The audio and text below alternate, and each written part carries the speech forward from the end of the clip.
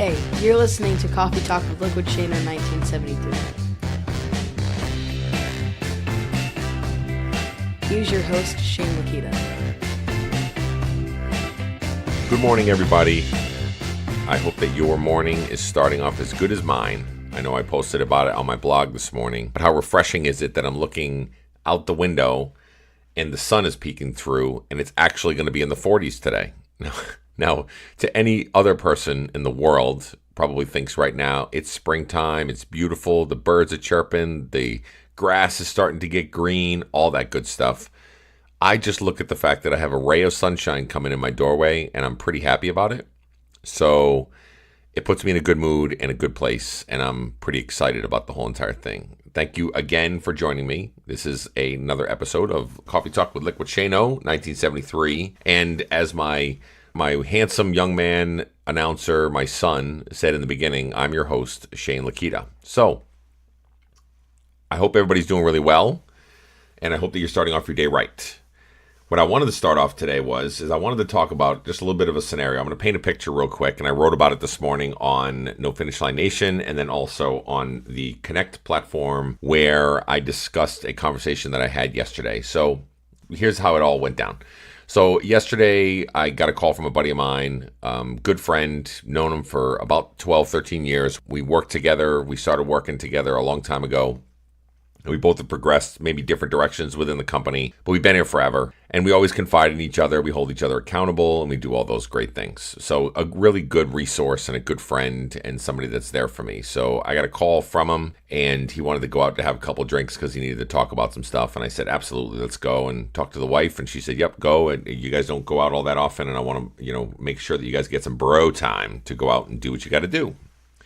So we did, and we met up and we were having conversation, and come to find out he had recently been passed up for another promotion when he applied and put in for it and worked really hard and put himself out there and did well at the interview and prepared and all this stuff. Now, the long storyline is that he's done this a bunch of times with the company, and each time that he goes up for it, he's told by other people, the people that he immediately works with, that you're so ready for that next role and it's going to be great and blah, blah, blah. And then the deciding manager or the deciding director or anything like that, they go a different direction. And he was in a space last night that he's just like, I'm starting to believe on how I go through these interviews, I go through all this stuff, and I'm feeling really poor about myself. I'm feeling down about myself.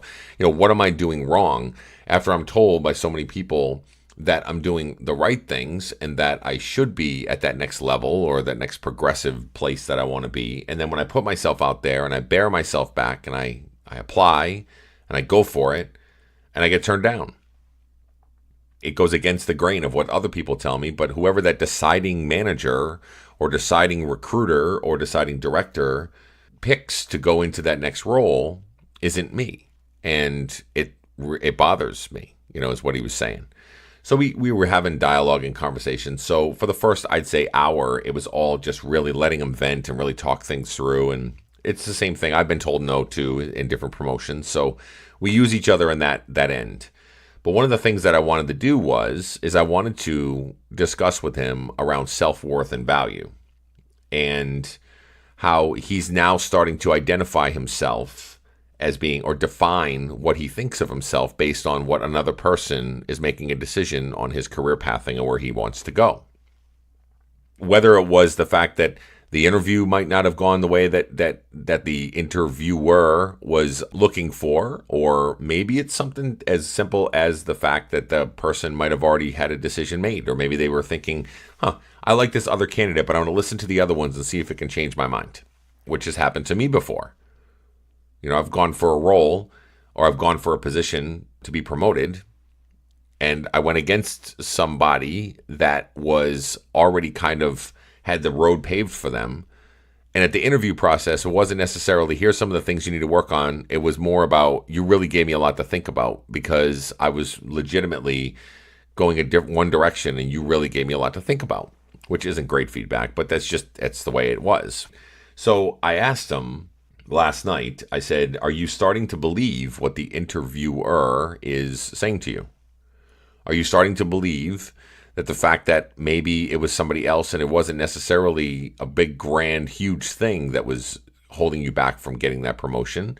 But maybe you're starting to believe that every time that you go for these things and you get told no, that you're not worth anything or you're not good enough to accomplish your goals and your dreams. And we talked about that for a while. And he had to think about it. He said, it's not that I personally believe that I'm not worth it. It's not that I personally think or define myself that way, but it's really hard not to when you hear the same answer over and over and over. The common denominator of all these answers that I hear of no is me. And human nature kicks in and we start to believe some of the things that are negative around us, that influence us. So we did a lot of discussion and we're talking and we were just rapping about stuff that matters. And we looked at his body of work and I said, listen, let's lay it out there. Take a look at everything you've done. How successful are you at the role that you're in? Have you promoted people? Have you been successful in your results, in your sales results, in your store? You're in a great location that performs really well. Let's talk about all the things that you've done in your career and your personal life. You're a successful father. You're a successful, a good dad, husband. You got a great house. You work hard. You got a great work ethic. We listed all these things out. So I sat there with him and I said, this is something you need to do to be able to help redefine what the external factors, the external beings that are out there, what they're trying to define you as is not who you really are. And you need to get back to the basics of knowing exactly who you are and know exactly what you're doing and know exactly what you stand for. And you can't let external influences be the one that dictates that. I posted this morning on the Coffee Talk, it's an image, and if you get a chance to check it out, all it says is basically, it says, never allow yourself to be defined by someone else's opinion of you. People have opinions all day long, every day, all over the place. And they'll share those opinions and they'll let you know. And we're in such a society that we are a part of now that it's difficult not to have somebody that expresses their opinion, judges you, bullies you, does all those things.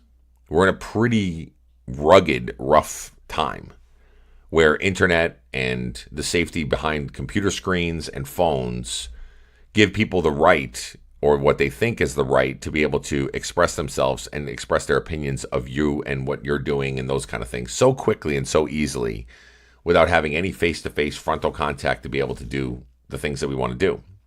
So I tied back our conversation with him as we were sitting there talking with our journeys. How many people across the board do I hear on Coffee Talk, on the podcast, everywhere, tell me that they've been told by somebody that they love or that they care about that, I don't know, many things that they've been told. Some people might have heard, well, you know what? You've always been big and you've always done diets, so you're gonna fall off anyway. So, why put all this energy into it? You're just gonna fail. Or maybe they're hearing things like just mean, vicious things. They're walking down the road and they're big people and they're really proud of themselves that day because they did some exercise or whatever. And then all of a sudden they get yelled at about, some kids drive by and they make some kind of rude comment about, hey, big guy, or hey, big girl, or whatever else that they say. So all these external factors that are out there, people's opinions, bad, good, bad, or indifferent, make us sort of define who we are. When we're growing up, how many times have we looked at magazines or swimsuit editions or Elle magazine or whatever other kind of different articles or things as we're growing up, and we look at pictures of models of men and women and we think to ourselves, that's what I need to be like. Although it's totally opposite internally of who I am as a person. But I'm looking at that thing going, that's what society says is the right way to be. And we grow up that way. Look at Barbie dolls and look at Ken dolls and we look at all this different stuff that we're faced with in our lives, saying this is what society says is the right way, that you need to look, you need to act. And in all actuality, at the end of the day, those things don't matter. They don't. None of those things matter. What another person's opinion and what they think of you doesn't matter. Now, in the situation where I was talking to my friend, where this is a job-related thing, it does matter what the interviewer thinks of you, and it does matter what your work performance is, because it does have a play in that. But personally wise, they don't know me. They don't know how hard I've really worked. They don't know what I've been through, the blood, sweat, and tears on how much I've worked to get to where I'm at right now. They don't know any of that. They just know a really quick snapshot of where they're at, and they look at it and say, okay, here's the body of work that you have. Great, awesome. Now tell me about the answer to these questions. And if you didn't answer the questions right, you could be looked at differently, and then they judge you and make an opinion of you, and then there's your decision. So think about that. His situation was going on at work. We deal with it all the time in our journey. So all our lives, whether it's professional, whether it's personal, whatever, we're always battling what people think of us. And we're always battling opinions and those kind of things. Okay? So why do we let other people's opinions define what we think of ourselves? To be honest with you, we really shouldn't care. You do you. I mean, you've heard me say that on a few podcasts. You do what works for you. Stop worrying about what other people think of you. Stop worrying about how people judge you, and what you think or what you read or what you hear is what society feels is normal for you to be. It's our goal a lot of times to be able to have a better body or work out more effectively or do things professionally that are going to, all of us have goals, all of us. But a lot of those goals are fabricated based on the fact that society says, here's what the normal is, and here's what you should do. When in all actuality, you really should just list out the items that you want to accomplish in your life based on the fact that you know you could feel better about yourself, or you could do good for others, or you could invest in the world, or whatever it is that you want to be able to put down, and you should go for it. You know, we talked a lot about last night, which is also very relevant to me and you here on this podcast, is you might have dreams and aspirations that you want to go for things. And you have people that are the devil's advocate folks. You might say, I want to one day open up a hot air balloon company because I like hot air balloons. So all these people look at you and say, listen, don't be dumb. Don't be stupid. What are you thinking? You know nothing about hot air balloons. You have this dream that you wanted to be able to accomplish this. Why don't you get back to doing what you know how to do to have that constant paycheck and go to your constant grind and do everything that you're supposed to be doing and what society tells you to do, instead of taking the risk that you need to take? Why would you do that? Why would you take a risk? Listen, you got way too much riding on this. You know, you've got a family, you've got whatever else to be able to take care of. You can't take risks like that. What are you thinking? And in all actuality, you should have people around you going, go for it. Dude, you want to do hot air balloons? I'll help promote it with you. You want to achieve great things? I'm right there with you. I'm going to lift you up to get you there because we're going to do it together. I mean, that's really what we should be doing.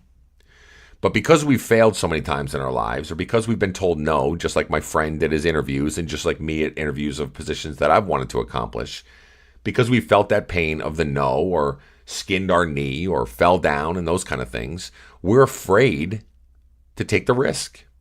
We're afraid of getting on that skateboard for the first time, going as fast as we can, and trying to do an ollie with the back lip of the board to be able to lift it in the air because we're afraid that we're going to fall flat on our face and hurt ourselves. And this is human nature. Human nature is, let's go the safe route, pal. The people that are wired the right way, the most successful people in the world are the people that, one, don't take other people's opinions into play, and they go for everything. They go for it. They do not live in a space where there's limits, and they just continue to go for it. Recently, although there's a lot of hot water with Facebook, with Mark Zuckerberg and all of the things that are going on right now with the privacy issues and this, that, and the other, the funny thing about it is that there was a comment that he made yesterday, I think it was, and he was responding to it. You know, he's apologizing for all the stuff, and they're going to put some things in motion and resources, and he was describing the journey of Facebook and having a dream one day that he just wanted to give a social media outlet for college kids to be able to connect from here to there. And then it grows into over 2 billion users, and it's like, out of control. So for him, he mentioned something in there that stood out to me. And he said, I've tried more things and failed than other people do in a whole entire lifetime. And I'm only he's only like 30 years old or whatever. He's tried more things and failed than I do in a lifetime. So what that tells me is he's got no limits to his risks. He just knows what he wants and he goes for it. Why can't we do that? Why can't we live in a space where the norm, the societal norm, and the people that are looking at us saying, you can't accomplish this, or what are you doing, and why would you risk that, and don't do that? Why can't we just take those limits off, remove the limiters, and just go for gold? Why can't we go for our dreams? We're afraid of failure. That's exactly what it is. We're afraid that we're going to fail ourselves and then people that love us and care for us around us. And then there's also a possibility that we might be just afraid of what people's opinions of us will be when we fail. Because more often than not, when you're going for your dreams and you're just kind of plugging through and you're just absolutely throwing yourself head first into the pool, you will fail, okay? There is going to be times that you're going to fail. Now, how you brush yourself off, you stand up, you move on, you do what you have to do. Those are the more difficult times, but those are the times of if you want your dream bad enough, you're going to continue to go for it. Skinning your knee and scraping your elbow is not going to hold you back from achieving the goals and accomplishments that you want to be able to go for. Now, I don't know if that makes a lot of sense. I think it does, because it does to me, but I think it helps us in our journey. His professional venture of him going there to be told no at an interview of a position that he felt that he was ready for, that he could accomplish and do, is the same exact thing as us trying to go for things and being told no also. What's the worst that happened to him? Is that he heard no. He was told, nope, can't do it, not going to hire you, we're going to move on to somebody different. That's the worst that could happen to him. He still has a job. He still gets paid. He may not be doing exactly what he wants to do, but now he has a framework of knowing if I don't put myself out there, I'm never going to know. What if he didn't apply for it? And then somebody else gets it that is totally unworthy, and then you're looking at it going, oh, what? I should have applied for that. I could have gotten that job over that person or whatever. Then we live in regrets, and none of us want to live in regrets. None of us. Because if you have regrets, by the time you leave or by the time you're on your deathbed, you're going to regret all the things that you didn't do in your life. So pull the Band-Aid off and go for it. How hard is it for you to actually try to do something and redefine yourself based on what you feel and not what others give you opinions of? Other people's opinions do not matter. You're the only person that has any relevant impact on what is going to happen in your life.